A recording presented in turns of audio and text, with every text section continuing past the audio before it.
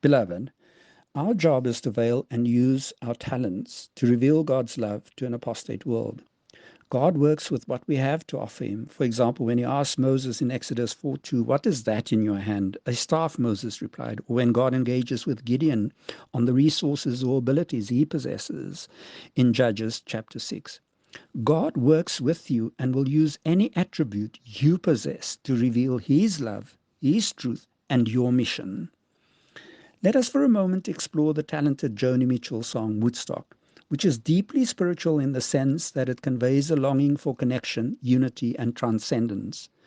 Mitchell is working with what she has when she sings, "We've got to get ourselves back to the garden." And from my perspective, these are words penned by a soul longing for connectedness with God as we enjoyed in the Garden of Eden.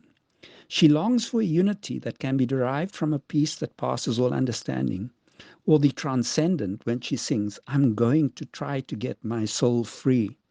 She laments, "We are caught in a devil's bargain," and she knows that the way out from this is to get ourselves back to the garden. In another line from the song, she dreams of bombers in the sky turning into butterflies over our nation as a metaphor for peace and as a powerful anti-war statement. Her lyrics are consistent with the zeitgeist of the times, which was to make love, not war. This slogan, "Make love, not war," epitomized the counterculture movement of the late 1960s and early 1970s. It is important to note that whilst this counterculture or hippie movement was premised on false notions of peace and a hedonistic approach to love, it also reveals the hopelessness of life without Christ. Today, we are yet again confronted with a cry for help, a generation looking for answers to the vexing problems of life here on earth. People all around us suffer from issues ranging from trauma to abuse, to crises of identity, to broken families. We witness a world in turmoil and on the brink of a nuclear holocaust. However, we should not, as Christians, feed into this brokenness by engaging in self-fulfilling zealotry and being alarmist about the state of affairs. We should not focus on unnecessary eschatological interpretations of the Bible. Rather, we should primarily reflect the love and peace of God which passes all understanding. We should rest in God and wait upon God's time, his kairos. Our focus should be on the Yeshua's great commission to become fishers of men. What the world needs is the witness to and the experience of Yeshua's love.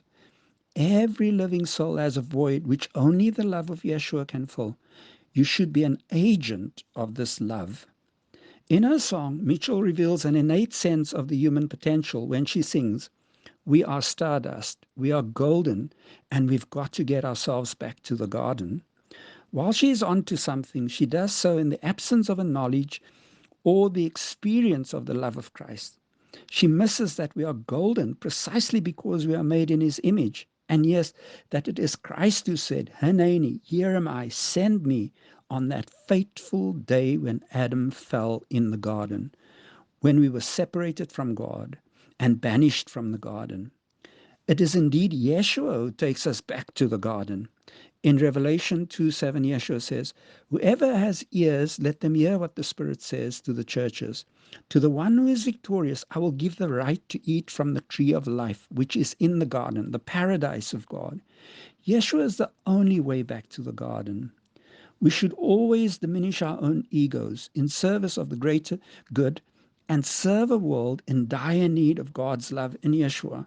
Our primary task, our witness through our thoughts, words, and deeds, is to help others to get back to the garden and experience the true connection, unity, and transcendence of God's love in Yeshua. Stay blessed. Shabbat Shalom.